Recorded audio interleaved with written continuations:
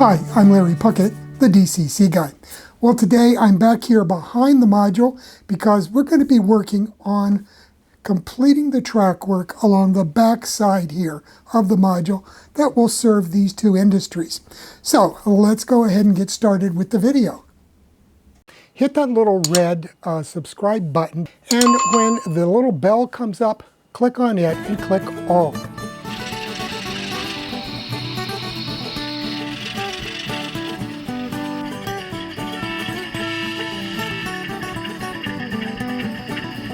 Okay, just as a reminder of where I left off with this, I'm going to show you the following track diagram for these two modules. And you'll notice that along the back side of the modules, there's a track that comes down and goes along the backdrop for these two industries down there.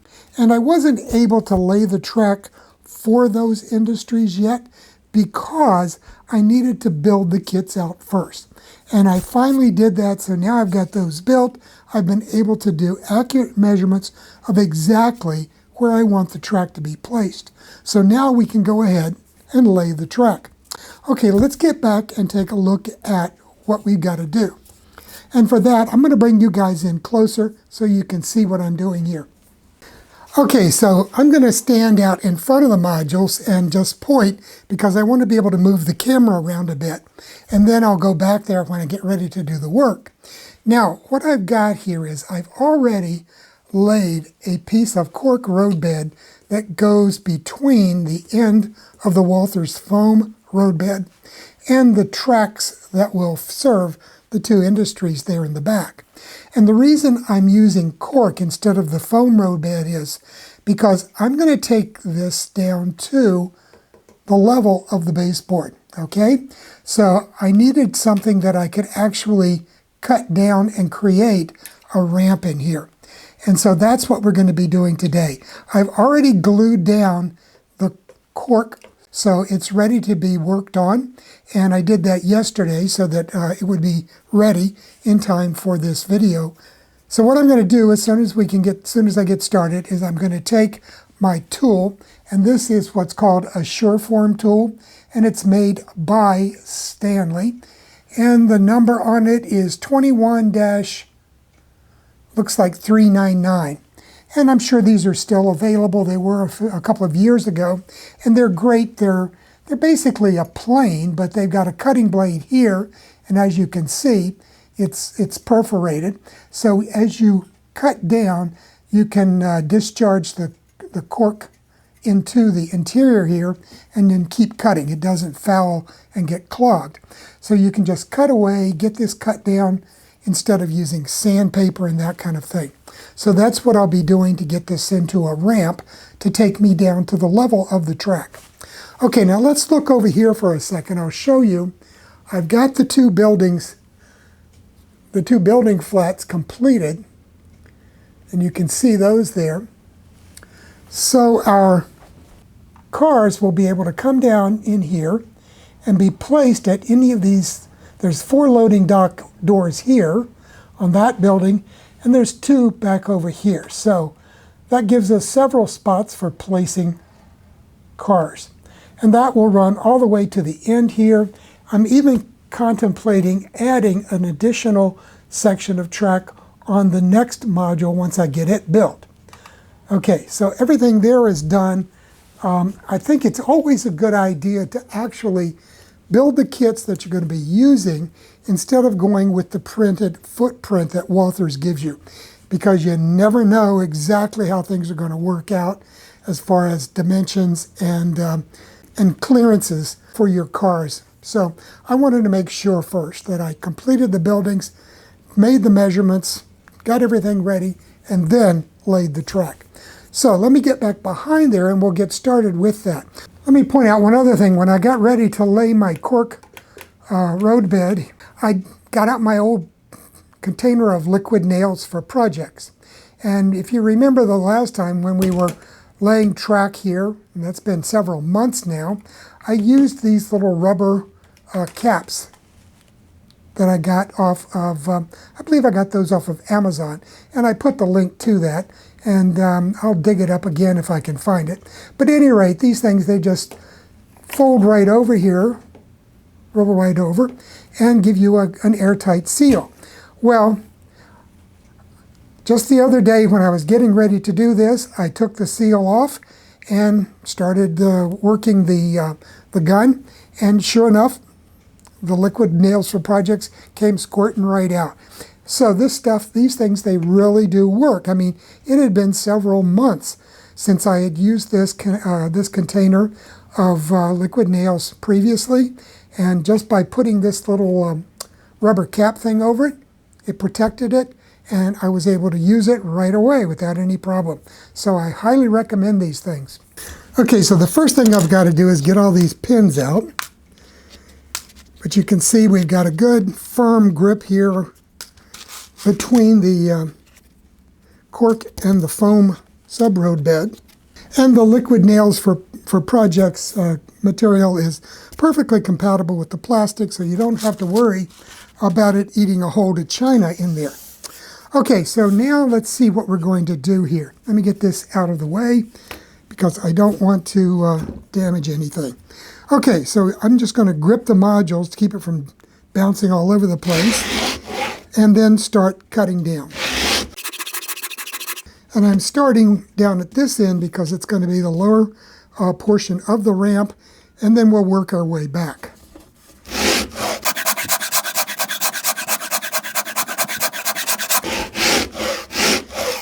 Now, one thing that you always have to be aware of and think about when you're doing something like this and creating a change in elevation is that you don't want an abrupt change. And I think John Armstrong, I believe, in one of his books, talked about this, and you have to have a vertical easement, just like you have an easement going into a curve. You want to have an easement going into a change in slope, because you don't want your cars to suddenly have to go up. So we're going to do that. I'm going to take this down. I'm going to take this section down to the same level as the foam, and then we'll work back up.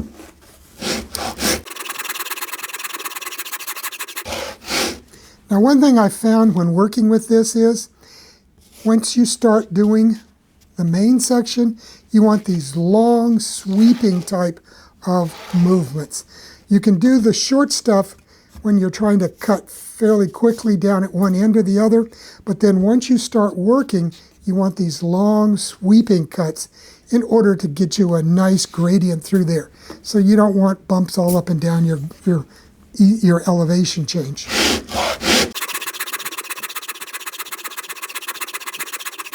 Okay, I'm going to stop and clean up a little bit.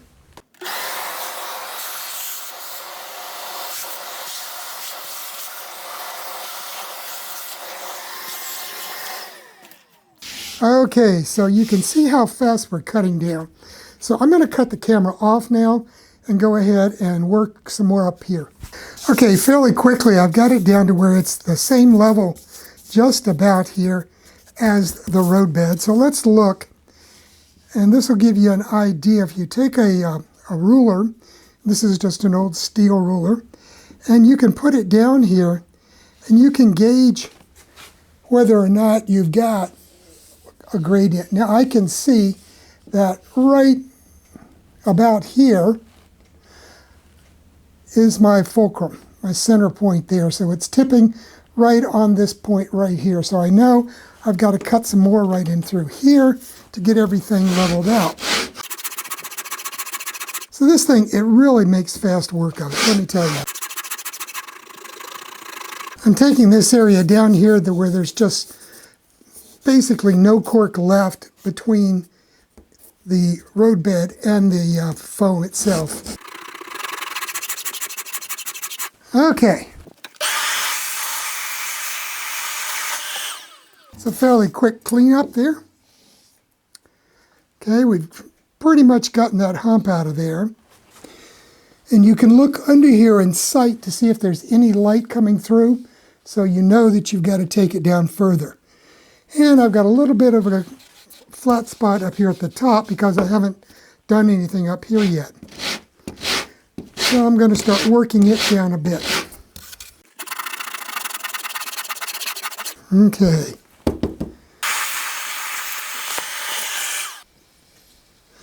That's looking real good. So we've got a nice gradation here coming up, and then it goes on and joins the original track work. Okay, so what comes next? Well, I'm happy with that. So the next part is to install the turnout. So let me show you that. Okay, so I'm going to be using one of these Micro Engineering number 6 turnouts here. They have nice fine ties on these, so they blend in quite well with the flex track that I'm going to be using. And this also is Micro Engineering flex track. It is code 70. So that's going to give me a much lighter bit of track work than the code 83 I've been using elsewhere. So that will be installed along with our turnout here. So the turnout will give us access from trains coming straight on down to the loading docks here. And down here at this end of the turnout, I'm going to be running a piece of track back onto the adjacent module so we can have another industry over there. And I'm thinking of going with an oil dealer. I've got an Walther's Interstate oil kit, so I think I'll just use that over there. So that'll be yet another industry that we can use local switching with here. Okay, so the thing I've got to do now is I've got to add a feeder to the bottom here of my frog, and then we'll start drilling some holes. But for right now, let's go ahead and mark it. And I've got a red marker, so the little solder spot on the bottom of the turnout is right here. So I'm going to hit it with a couple of marks on each side of the frog where that is going to go. Now, the next one I need to worry about, let me get this out of the way, is right here, because I need to drill a hole for the throw rod from my switch machine. So I'm going to put a dot here, and a dot here, and a dot here, and a dot here. So we know then that we're going to make a hole right here for the feeder. And then let's do this. Let's make a line between those two and a line here. So right there, X marks the spot, is where we want to drill for the throw wire to come up from the switch machine that will be installed beneath here. Okay, let me get out my drill, and we'll drill the holes, and then I'm going to go over and attach a feeder here. I won't show you that. I've showed you that before, so we won't repeat that. But I'll get that done, and then we'll be ready to glue this guy down. Okay, so now let's go ahead and drill some holes. And then we'll do one here. Let me take a knife and cut out this foam where I want the hole to be.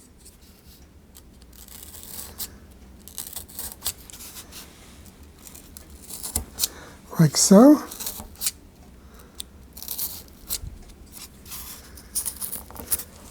And we'll pick that out of there. There we go. Good enough. And now drill a hole. And you can see right here I've soldered my feeder for the frog in place. So there's a little spot on the bottom of this bronze casting that is available through the ties here so that you can solder a feeder to it. And let's drop that into place. Test everything. And there we have it. So everything's going to be just perfect. Okay. Now, another thing, if you remember, previously I showed you these little guys here. So what you can do is or the piece of paper covering the adhesive strips comes off, and then this goes on the bottom of the turnout, just where below the points. And the bare section here in the middle doesn't have any adhesive, so that goes right under your throw rod there for your points. Okay, And then once this is installed, that's going to prevent ballast from going down the hole as you ballast your track. It is a neat little thing to do. And these are available. They come from DCC Concepts. Remember, anything that is DCC Concepts, you can purchase through ironplanethobbies.com. Very easy to do. And you can see it's still moving freely there. So that's in place now. So the next thing I want to do is we're going to apply adhesive here and set the turnout in place. Let me get out the liquid nails again. And roll it into place. So you want just a little bit at this end because you don't want a lot. You don't want to foul the moving points there.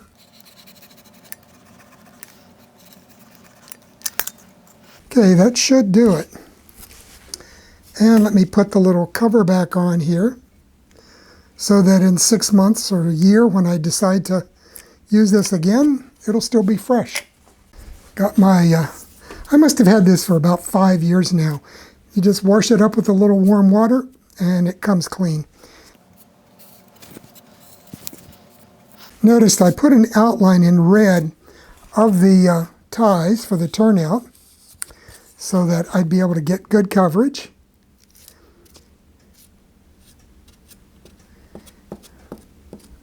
And as I've said before, don't overdo it because you don't need a lot to hold these in place.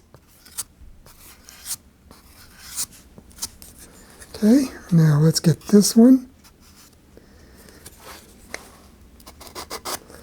Getting cleaned up there. Okay, I think that's going to do it. Okay, so now we got a good layer of adhesive down, and we can drop the feeder into place and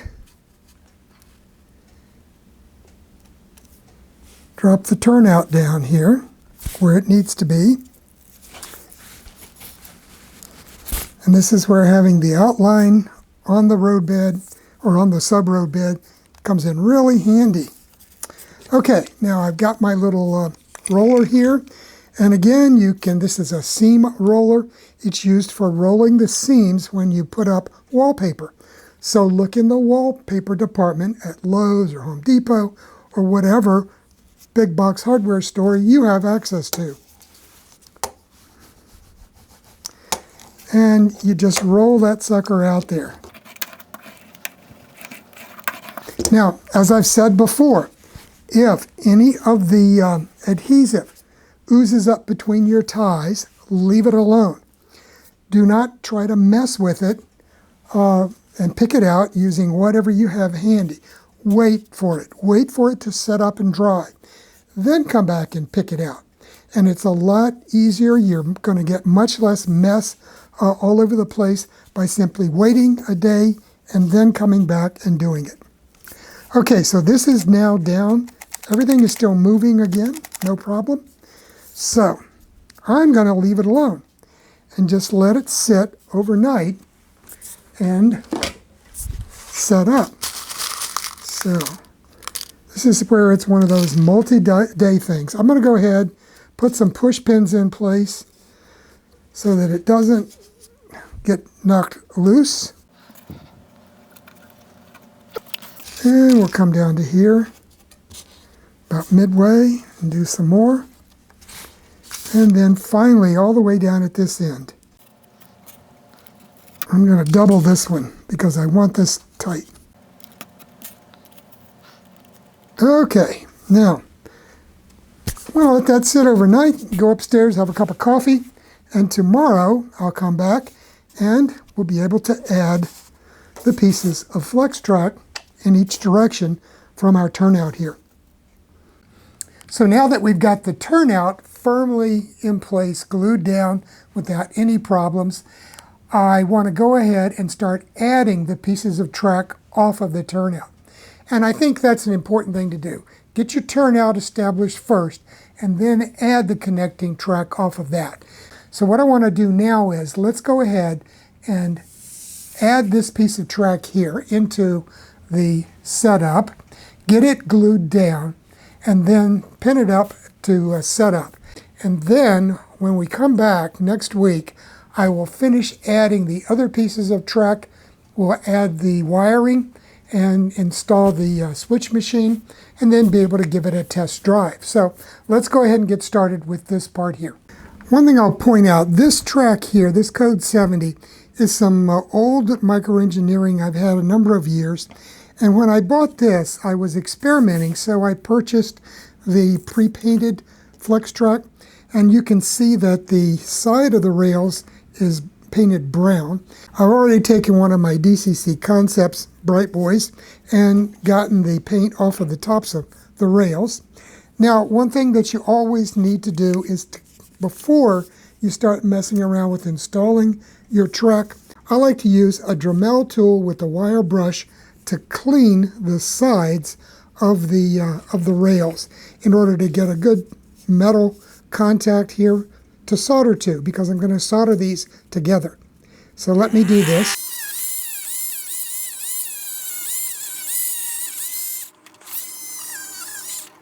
Oh, let me get the other side here. Okay, so we're going to need to make the cut right here. So I'm going to make sure I've got good, okay, everything's matched up at the other end. So we're going to trim it. I'm going to cut it right here at that tie.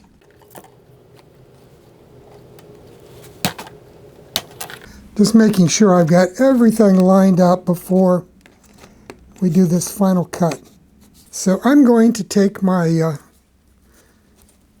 rail cutters here and cut off just a hair here.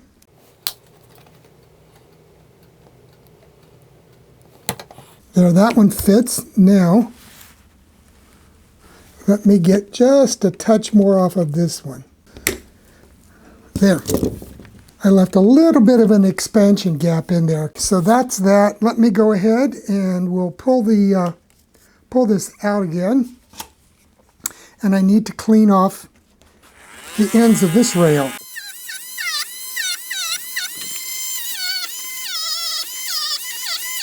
Okay, and we better do the ends of this turnout here as well.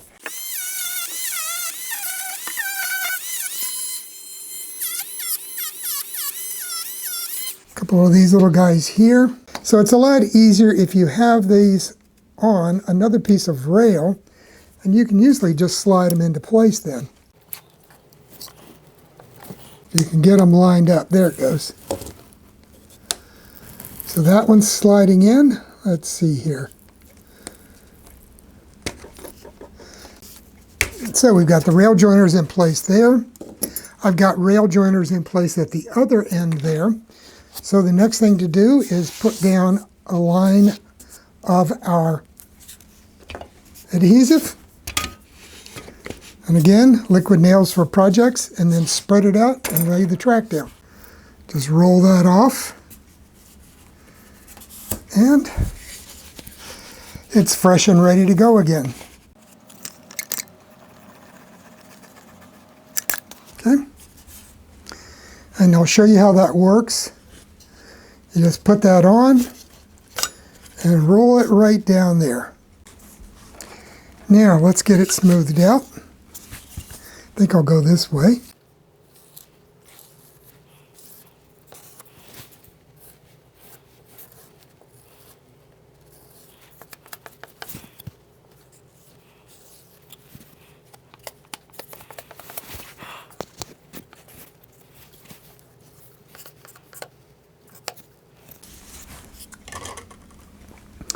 Okay, let's slide it into place down here. Okay, and then just bend it slightly so that the rails slide in there. Okay, good. And we'll give it a good roll.